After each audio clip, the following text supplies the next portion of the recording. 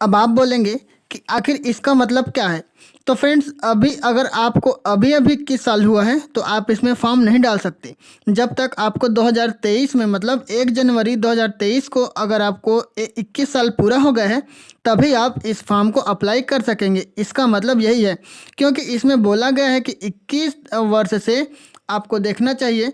तो जैसे पूरा जो है अधिकतम आयु 40-45 साल तक तो है, वो बात ठीक है। लेकिन अगर आप अभी अभी 21 साल के हुए हैं 2024 में तो आप इसमें फॉर्म नहीं डाल सकते। आपको मतलब 1 जनवरी 2023 तक आपको 21 वर्ष का हो जाना है। ओके, तो ये बात है इसका मतलब।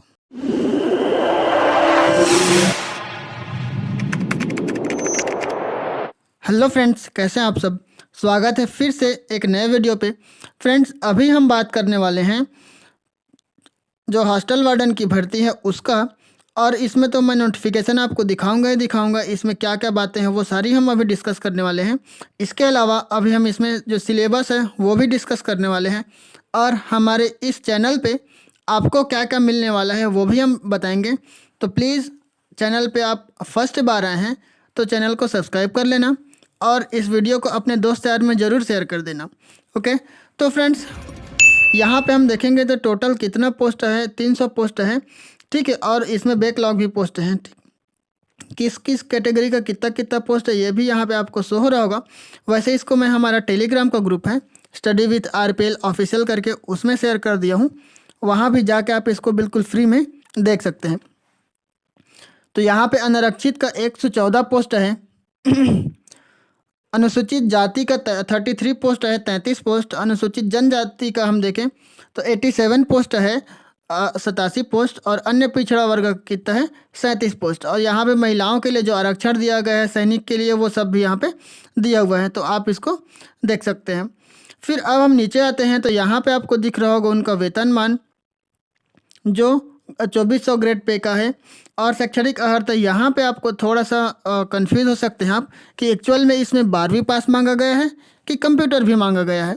तो यहाँ पे बोला गया है बाकायदा अधिमान्यता दिया जाएगा। ठीक है, कंप्यूटर प्रशिक्षित अभ्यर्थी को अधिमान्यता दिया जाएगा, लेकिन आपको 12वीं पास होना चाहिए। अधिमान्यता से तात्पर्य यहाँ पे आपको नीचे भी देखेंगे आप, उससे पहले कुछ नियम और शर्त यहाँ पे दिया हुआ है। छत्तीसगढ़ के मूल निवासी होना चाहिए आपके पास। जो अगर अनुसूचित जाति हैं, जनजाति हैं, तो उसका आपको क्या होना चाहिए, जाति का जो सर्टिफिकेट है वो होना चाहिए, जो अनुविभागीय अधिकारी जारी करता है वो।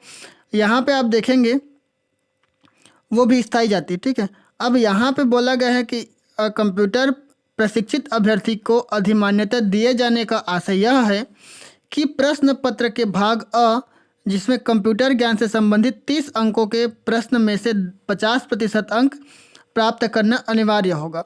इसमें अर्हता प्राप्त करने वाले अभ्यर्थियों का ही प्रश्न पत्र भाग ब का मूल्यांकन कर भाग अ व भाग ब के आधार पर मेरिट तैयार की जाएगी। ओके, यहाँ पे और आपको समझना चाहिए कि जैसे कंप्यूटर का 50% मतलब आपको 30 क्वेश्चन रहेगा, तो 30 क्वेश्चन में आपको 15 क्वेश्चन का जो मतलब 15 नंबर आपको लाना है। ठीक है, मिनिमम, तभी आपका जो आंसर सीट होगा वो आगे जांच होगा। और इसमें बाकायदा बोला गया है कि merit list total overall number से ही बनने वाली है।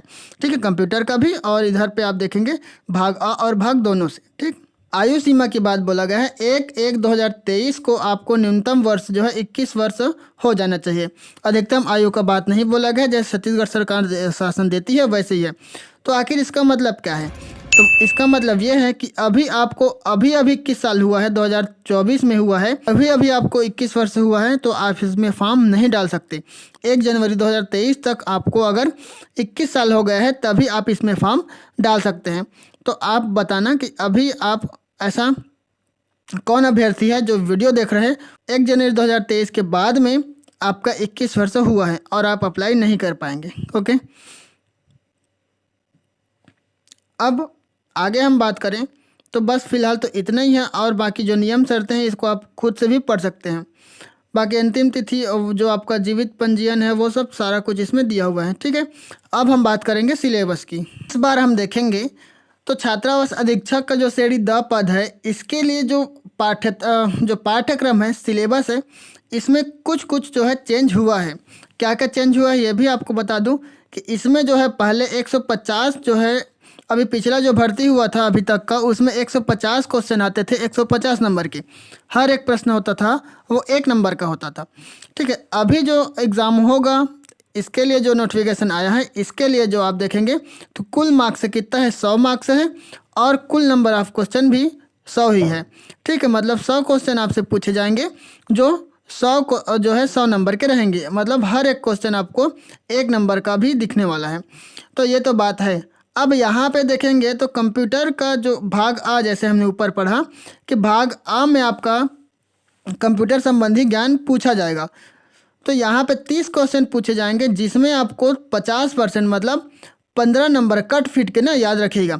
15 नंबर अगर आपका आता है तभी आप इसके लिए मान लीजिए एलिजिबल होंगे और आगे आपका जो है मेरिट लिस्ट अब तैयार होगा, भाग ब और भाग आ दोनों मिला के। तो भाग आ में आपको क्या क्या पूछा जाएगा, कंप्यूटर संबंधित ज्ञान आपसे पूछे जाएंगे।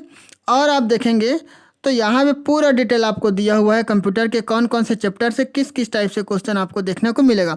वैसे इसका जो प्रीवियस ईयर है वो भी हम करवाने वाले हैं, तो आप इसको चैनल को सब्सक्राइब कर लेना, वो भी वीडियो आपको कुछ दिन में अपलोड आपको दिखेगा। ठीक है, और आपको नोटिफिकेशन जाएगा तुरंत। तो चलिए अभी हम देखेंगे तो कंप्यूटर का परिचय पूछा जाएगा, कंप्यूटर के उपयोग पूछे जाएंगे, उपयोग कहाँ कहाँ एवं किस लिए किया जाता है, इसका जो सामान्य जानकारी है वो भी, कंप्यूटर के प्रमुख भाग जैसे CPU, input device, output device की सामान्य जानकारी, प्रिंटर के प्रकार, इंकजेट, लेजर जेट एवं अन्य प्रकार के जो प्रिंटर हैं वो, ऑपरेटिंग सिस्टम के नाम, कमर्शियल एवं ऑफ ओपन सोर्स होता है ना, ओपन सोर्स ऑपरेटिंग सिस्टम के नाम, ऑफ सोर्स भी यहाँ पे है, वर्ड प्रोसेसर, स्प्रेडशीट, यहाँ प्रेजेंटेशन के उपयोग, कार्यालय में उपयोग के लायक सामान्य जानकारी, इंटरनेट के उपयोग आपसे पूछे जाएंगे, email, document serving, website serving, विभिन्न प्रकार के वेबसाइट की सामान्य जानकारी, एंटीवायरस जो है उसका उपयोग, कंप्यूटर वायरस से होने वाले नुकसान एवं कंप्यूटर वायरस की अनिवार्य जानकारी, मल्टीमीडिया के उपयोग आपसे पूछे जाएंगे, ऑडियो वीडियो एवं टेक्स्ट का उपयोग करने की सामान्य जानकारी, सीडी डीवीडी से संबंधित सामान्य जानकारी, गूगल, अल्टा विस्टा, यूट्यूब की जानकारी, सर्व इंजन से जो सर्च इंजन है ना, सर्व इंजन नहीं होगा ये, सर्च इंजन से वांछित जानकारी कैसे प्राप्त की जाए इसकी आपको सामान्य जानकारी पूछी जाएगी। यहाँ से टोटल आपको 30 क्वेश्चन पूछे जाएंगे जिसमें से आपका 30 मतलब 15 नंबर आपका आना जरूरी है, कट फिट के ना याद रखिएगा, माइनस मार्किंग भी इसमें रहती है। ओके, अब हम बात करें भाग ब की, तो भाग ब आपको दिख रहा होगा हिंदी व्याकरण सहित। ओके, हिंदी भी आपसे पूछा जाएगा और हिंदी में व्याकरण भी पूछा जाएगा, जो 5 क्वेश्चन रहेंगे और उसमें 5 नंबर आपसे पूछा जाएगा। तो यहाँ पे आप देखेंगे तो इसका भी पूरा सिलेबस है। हिंदी में आप देखेंगे तो स्वर, व्यंजन, वर्तनी, लिंग, वचन, काल, संज्ञा, सर्वनाम, विशेषण, क्रिया तक का व्यवहारिक प्रयोग, फिर समास एवं रचना एवं प्रकार है उसके, संधि में स्वर संधि, व्यंजन संधि, विसर्ग संधि, व्याकरणिक शुद्धियाँ पूछे जाएंगी, शब्द रचना में आपको उपसर्ग एवं प्रत्यय पूछा जाएगा, शब्द प्रकार है, तत्सम, तद्भव, देशज, विदेशज भी पूछे जाएंगे, पर्यायवाची में विलोमार्थी, समानार्थी, अनेक अर्थी और अनेक शब्दों के लिए एक शब्द भी पूछे जाएंगे, मुहावरे एवं लोकोक्ति भी आपसे पूछे जाने वाले हैं। तो इतना है हिंदी। अब हम बात करें इंग्लिश की, तो इंग्लिश में आपसे पूछे जाएंगे, इसमें आपको जो इंग्लिश ग्रामर है वो पूछा जाएगा और ट्रांसफॉर्मेशन ऑफ सेंटेंस भी आपसे पूछे जाएंगे। तो यहाँ पे आप यूनिट, हम 3 यूनिट में यहाँ पे पूछा जाएगा, वोकैबुलरी भी आपसे पूछे जाएंगे। तो यहाँ पे हम देखें तो इंग्लिश का वेटेज है वो 5 नंबर का है और 5 क्वेश्चंस आपको देखने को मिलने वाली है। ठीक है, अब इसमें आप देखेंगे तो number, gender, article, pronoun, adverb, verb, some of use important conjunction, फिर प्रीपोजिशन। अब दूसरा यूनिट हम देखें तो ट्रांसफॉर्मेशन ऑफ सेंटेंस में दिया गया है एक्टिव वॉइस, पैसिव वॉइस। ठीक है, और हम देखेंगे तो डायरेक्ट इनडायरेक्ट नरेशन दोनों पूछे जाएंगे। वोकैबुलरी से आपको दिख रहा होगा मतलब synonym, antonyms, one word substitution, spelling. ठीक है, ये आपसे पूछे जाएंगे। अब इसमें हम देखेंगे तो गणित, सबसे ज़्यादा जो नंबर अभी आप देखेंगे सबसे ज़्यादा वेटेज रखता है कंप्यूटर के बाद वो यही है गणित। ठीक है, गणित से आपको 25 क्वेश्चन पूछे जाएंगे जो 25 नंबर का रहेगा। इसमें आपको इकाई वाइज दिया हुआ है, कितने कौन सी इकाई से कितना आपको दिख रहा है। तो यहाँ पे चलिए फिर भी मैं पढ़ देता हूँ। तो इकाई 1 से आपको पूछा जाएगा जो महत्तम समापवर्तक है और लघुत्तम समापवर्तक है, मतलब इसको हम बोलते हैं HCF और इसको हम बोलते हैं LCM। ठीक है, महत्तम समापवर्तक और लघुत्तम समापवर्तक क्या है, इससे संबंधित प्रश्न, समस्याओं को हल हेतु सूत्र। ठीक है, अब आगे हम देखें तो औसत हो गया, प्रतिशत हो गया और चाल समय दूरी निकालने संबंधित प्रश्न।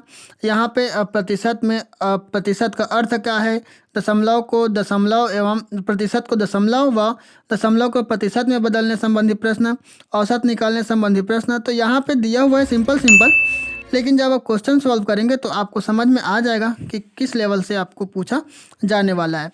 फिर है सामान्य ब्याज, साधारण ब्याज, इससे संबंधित प्रश्न और लाभ हानि, क्रय विक्रय मूल्य, यहाँ हानि जो प्रतिशत है वो सब। तो यहाँ पे आप देखेंगे प्रतिशतता भी है, जन्म दर, मृत्यु दर और जनसंख्या में वृद्धि तथा ह्रास भी पूछे जाएंगे। इकाई 3 में आप देखेंगे तो रेखा गणित से संबंधित है, रेखा तथा कोण, रेखाखंड, सरल एवं वक्र त्रिज्याओं, कोणों के प्रकार, समतलीय आकृतियाँ जैसे त्रिभुज, चतुर्भुज हो गया, वृत्त हो गया, इनसे आपसे क्वेश्चन पूछे जाएंगे। फिर आप देखेंगे इकाई 4 में तो समतलीय आकृतियों का क्षेत्रफल जैसे त्रिभुज, आयत और यहाँ पे आप देखेंगे समचतुर्भुज और समलंब चतुर्भुज, ये सारी कोस की मांगे आप देखेंगे, लंबाई, चौड़ाई, ऊंचाई, आयतन, घन एवं घनाभ। ठीक है, तो ये है यूनिट 4 और मैथ्स से आपको पूरा 25 क्वेश्चन पूछे जाने वाली है। अब हम देखेंगे नेक्स्ट सामान्य ज्ञान का वेटेज है 15 नंबर का। ठीक है, और 15 क्वेश्चन पूछे जाएंगे। यहाँ पे आप देखेंगे तो भारत का जो सामान्य ज्ञान है वो सारा पूछा जाएगा, राजनीति हो गया और आपको इतिहास हो गया, राष्ट्रीय आंदोलन हो गया, भूगोल हो गया, अर्थव्यवस्था से भी आपको क्वेश्चन देखने को मिलेगा और सामान्य विज्ञान भी है, खेल एवं शिक्षा है। यहाँ पे आप देखेंगे तो खेल एवं शिक्षा का जो विभाग है पार्ट है, इससे आपको लगभग 5 से 6 क्वेश्चन आपको देखने को मिलेगा।